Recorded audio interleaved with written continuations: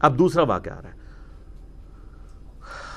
او کالذی مر علی قریۃ وہی خاویۃ علی عروشہا، اور اسی طریقے سے اس شخص کا حال نہیں دیکھا.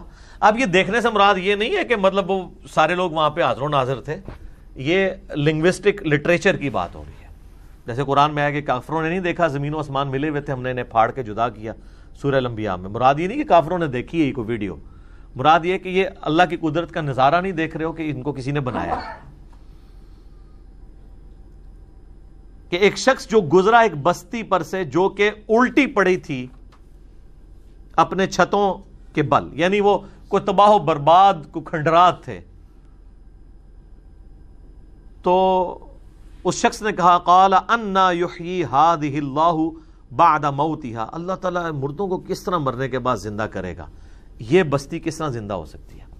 یہ میں تورات میں ڈیٹیل ملتی ہے، یہ حضرت عزیر علیہ السلام کے بارے میں آتا ہے کہ وہ ایک کسی کھنڈرات کے پاس سے گزر رہے تھے تو انہوں نے یہ کہا. بعض کہتے ہیں کہ یہ لٹریچر کی زبان میں بات ہے، انہوں نے اپنی مردہ قوم کو مخاطب کر کے کہا کہ اتنی مردہ قوم ہو چکی ہے، دوبارہ اسے عروج کیسے ملے گا. تو دونوں باتیں درست ہو سکتی ہیں، ہم تو دونوں قائد کو صحیح سمجھتے ہیں. تو اللہ تعالیٰ فرماتا ہے فَأَمَاتَهُ اللَّهُ مِئَةَ عَامٍ ثُمَّ بَعَثَهُ، تو اللہ تعالیٰ نے 100 سال کے لیے اسے موت دے دی. نیند بھی موت کی بہن ہے نا،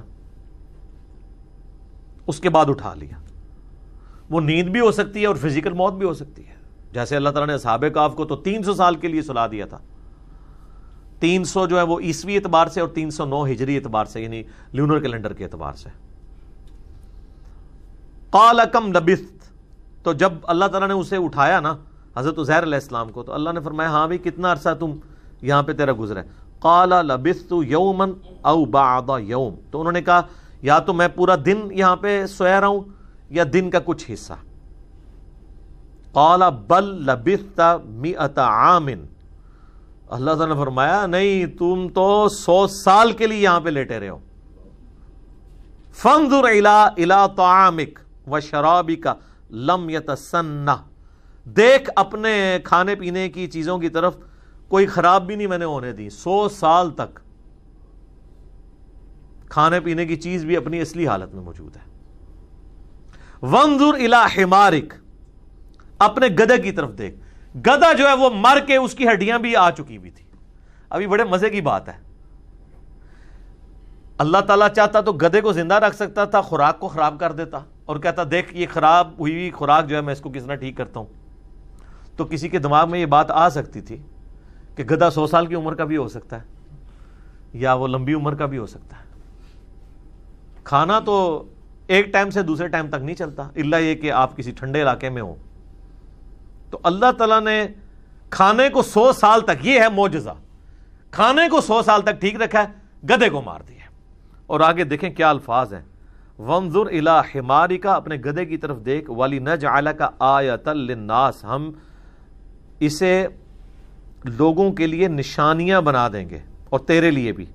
وانظر الی العظام کیف ننشزها، دیکھ ان کی ہڈیوں کو ہم کیسے ان کو جوڑتے ہیں.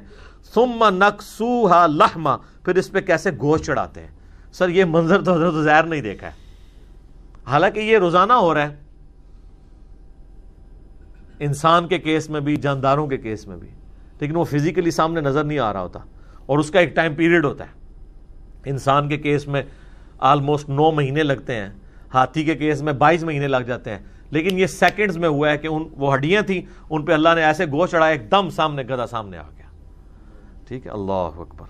اچھا، اللہ تعالیٰ اس ساری چیزوں کو نشانی بنا کے ایک پیغمبر کے سامنے پیش کر رہا ہے، اس کا ایمان مضبوط کرنے کے لیے کہ اللہ کے لیے مردے کو زندہ کرنا کوئی مسئلہ نہیں ہے. تو مجھے بتائیں اگر پیغمبر خود ہی مردے زندہ کر لیتے ہوتے تو اللہ تعالیٰ ان کو یہ کر کے کیوں دکھا رہا تھا؟ تو بابے کدھر؟ عزیر علیہ السلام کو طاقت نہیں سی کہ مردہ زندہ کرنا، تو شیخ عبدالقادر جیلانی نے کہ تو مردہ کھلا لیا. تو اسی لیے آپ کو ٹھیک قرآن نہیں پڑھنے دیتے. قرآن پڑھتے یہ بھی تو دماغ میں آپ کے خیال آئے گا نا کہ بھی عزیر علیہ السلام کو تو اللہ تعالیٰ مردے کو زندہ کر کے اس گدھے کو بتا رہا ہے کہ دیکھ اس طرح میں مردے زندہ کروں گا. اگر عزیر علیہ السلام خود ہی کر لیتے ہوتے تو اللہ کو بتانے کی ضرورت ہی نہیں تھی. تو بابے نے کہ تو مردے زندہ کر لینے نے. اگر کوئی سمجھتا ہے کہ کسی بابے کو کہ وہ مردہ زندہ کر سکتا ہے تو اس بابے کو شہید کرتے ہیں، خود اپنے آپ کو زندہ کر کے بتائیں، کسی اور نے نہیں نا، کیوں کسی معصوم دی جان لئیے؟ جنہیں مصیبت کھڑی کی تھی وہ کیوں نہ لے جائے، جان چھڑائی جائے، وہ کو سٹامپ پیپر لکھوا لو کہ میں اگر دوبارہ زندہ ہونا ہے تو میرا خون معاف ہے. تو کوئی بابا نہیں جو تیار ہونے لگا مردہ زندہ کرنے واسطے، سارے کہیں گے جی توبہ، کوئی نہیں زندہ ہوتا ہے، ایویں کہانی ہے. اپنی جان کو دینے کے لیے کہاں سے تیار ہو جاتا ہے؟ تو دیکھ پھر ہم کس طریقے سے اس کے اوپر گوشت چڑھاتے ہیں. فلما تبین لہ، جب ان پہ یہ حقیقت کھل گئی، قال اعلم ان اللہ علی کل شیء قدیر، انہوں نے کہا میں نے خوب جان لیا کہ اللہ تعالیٰ ہر چیز کے اوپر قادر ہے. یعنی اس کو کہتے ہیں حق الیقین. ایک ہے علم الیقین، عین الیقین، اور ایک ہے حق الیقین. یہ حق الیقین ہے آخری درجے کے اندر.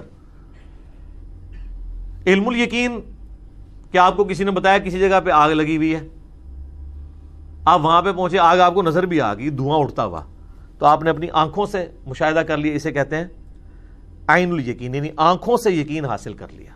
پہلے صرف علم کی حد تک تھا، یہ ہے آنکھوں کی حد تک. حق الیقین یہ ہے کہ جا کے ہاتھ بھی رکھ دے ہوتے کوئلے ہوتے تو پھر تو انہوں پتہ لگ جائے گا، پھر واقعی حق کھل کے سامنے آ جائے گا کہ یہ آگ ہی ہے. کیونکہ آپ کو پتہ ہے ویسے تو یہ شوکیس میں سجانے کے لیے آج کل تو کئی ایک آپ کو اس طرح کے جو ہیں وہ شو پیس مل جاتے ہیں، جو لگ رہا ہوتا ہے اس میں سے آگ نکل رہی ہے، روشنی بھی ہوتی نہیں ہے، اس کے اوپر آپ ہاتھ رکھیں تو وہ دھواں بھی آپ کو ٹھنڈا فیل ہو رہا ہوگا. تو ظاہر ہے کہ وہ نظروں کا دھوکہ بھی ہو سکتا ہے. اب ایک شخص کو اگر دھواں اٹھتے ہوئے نظر آ رہا ہے کسی اس طریقے کی اورنج رنگ کی چیز سے، تو اس پہ ہاتھ لگاتا ہے تو اس کے بعد ہی اسے حق الیقین آئے گا نا. تو پیغمبر کو اللہ تعالیٰ نے وہ حق الیقین تک پہنچا دیا، کیونکہ انبیاء کرام نے دنیا پہ اللہ کی حجت ہوتے ہیں، وہ لوگوں کو انہوں نے اللہ کا تعارف کروانا ہوتا ہے، ان کا ایمان جو ہے وہ اعلیٰ درجے کا ایمان ہوتا ہے. تو یہ دو واقعات تھے.